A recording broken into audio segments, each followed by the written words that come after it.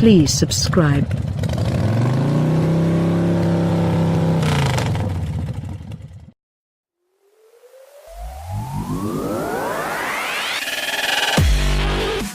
Like a black and white cookie, the full-size van market is clearly divided. On one side sits a trio of old-school body-on-frame vans from Chevrolet, GMC, and Nissan. On the other rests a triad of modern unibody haulers. Leading this progressive pack is the 2017 Ford Transit, a model that beat out its two compatriots, the Mercedes-Benz Sprinter and the Ram ProMaster, in our most recent comparison test of big vans. Despite more than half a century of sales in Europe, the full-size Transit remains a relative newcomer to the US market, having been formally introduced for the 2015 model year as a replacement for the long-in-the-tooth, body-on-frame 4D series, nay Econoline. Compared to its ill-handling predecessor, the surprisingly docile Transit is a revelation. Its massive windshield, strut-type front suspension, and well-tuned rack and pinion steering provide the big van with a wave of civility no E-Series could claim. Turn and is sharp, the chassis is composed, and an expansive forward view makes it remarkably easy to pilot the big beast through city traffic. Van enough to be your van. Don't think for 1 second that Ford has wussified the full-size van. Our Transit 350 test vehicle's claimed 4,230-pound payload is greater than the Ford F-250 Super Duty pickup trucks. No doubt, the Transit 350 is designed primarily for hauling heavy loads. And Ford offers innumerable ways to do just that, as the model is available with 2 distinct wheelbases, 3 body lengths, 3 roof heights, and as either a passenger wagon or a cargo van. Also, the Transit offers a choice among 3 engines. Our Transit 350 cargo van came to us wearing a coat of $150 Caribou brown paint and sitting on the longer, 147.6-inch wheelbase. With the tweener body length and top off with the medium-height roof, the Transit 350 cast a shadow some 19.6 feet long while standing 8.4 feet tall. Opening the split tailgate reveals 357 cubic feet of cargo space, with enough room available for a 6-footer to stand upright. There are studio apartments in New York City with fewer square feet of floor area. A passenger-side sliding door provided easy access into the 2-seat Transit 350's cargo space. While buyers can opt out of windows aft of the B-pillars, our test van came equipped with a piece of privacy glass for the sliding door and the rear doors, as well as rear window defoggers, for a total of $650. A $940 power-running board that exposed itself upon opening the sliding passenger side door, and tucked itself away upon closing the door, was a feature that seemed superfluous given the Transit 350's low step-in height. A fixed running board is available for $160. Van, that's quick.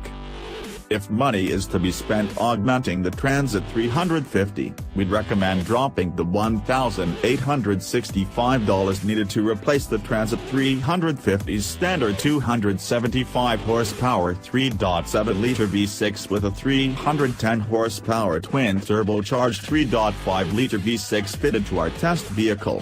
Dubbed EcoBoost in Ford parlance, the forced induction engine pulled the 5,423-pound cargo van to 60 miles per hour in just 6.8 seconds, and the big brown box jumped past the quarter-mile pole after 15.3 seconds at 90 miles per hour. Of more importance to cargo van consumers, though, is the engine's 400 pounds-to-foot of torque that comes on at 2,500 revolutions per minute and works with the standard 6-speed automatic transmission to blast the Transit 350 from 30 to 50 miles per hour and from 50 to 70 miles per hour in just 3.8 and 4.8 seconds.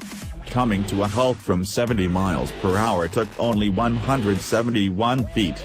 Impressively, the Transit 350's acceleration and braking figures compare favorably with those of the last Kia Optima SX 2.0T we tested.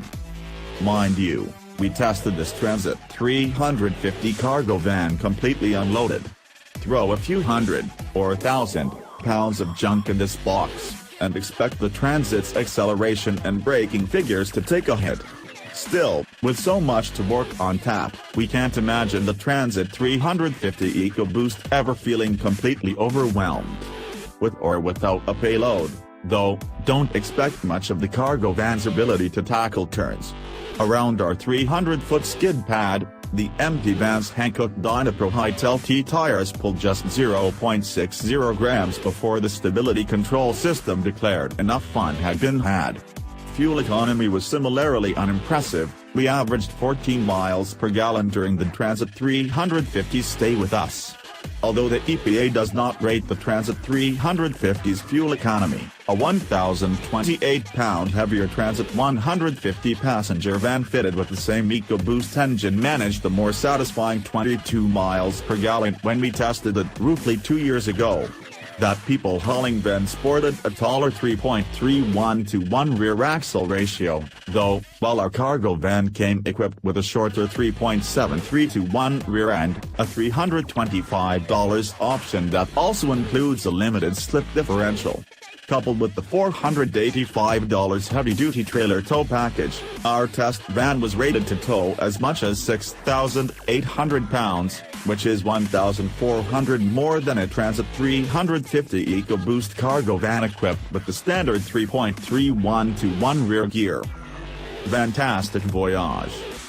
Without any cargo on board, the Transit 350 cargo van's rear end bounced around on the less-than-ideal roads near CD headquarters like a basketball being dribbled by a Harlem Globetrotter. On at least 2 occasions, our morning coffee leapt out of its cup as we drove to work.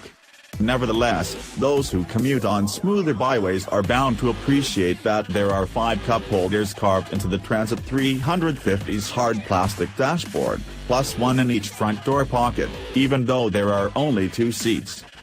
Although the Transit 350 cargo van is far from luxurious, the full-size van can still be equipped with its share of frills. Our test van's $1,495 interior upgrade package added items such as a 4.0-inch color display screen in the gauge cluster, a leather-wrapped steering wheel with audio controls, cruise control, Bluetooth phone connectivity, and vinyl flooring front and rear. An additional $1,270 brought lane departure warning and a 6.5-inch touchscreen multimedia system with navigation running Ford's latest Sync 3 software. Although menu structures were logical and the system quick to respond to inputs, the screen's faraway location at the top of the dashboard made it necessary to stretch to physically enter commands. Fortunately, available voice commands helped to mitigate that flaw somewhat. Other items tacked onto our Transit 350 included a set of front wheel well liners for $295, a trailer brake controller for $230, a pair of massive heated side mirrors for $220, automatic headlamps and rain-sensing windshield wipers for $195, an entry keypad for $95, backup sensors for $295, and an annoyingly loud backup alarm for $125. Unless you enjoy angering your neighbors or have a circular driveway at your home, the backup alarm is an option best left unchecked. All told, our wannabe UPS truck wore a price tag of $45,670, pricey, but not far off the fair charge to get into a Mercedes-Benz Sprinter with similar equipment. Compared with similarly spec'd body-on-frame alternatives such as the Chevrolet Express 3500 and Nissan NV 3500 cargo vans, though, the Ford costs at least $5,000 more. Still, we'd argue that the Transit 350's mature on-road manners, low load height, and to-work rich twin-turbo V6 justify the higher cost of entry over its less advanced peers. Progress, much like a good black and white cookie, is worth paying a bit extra for.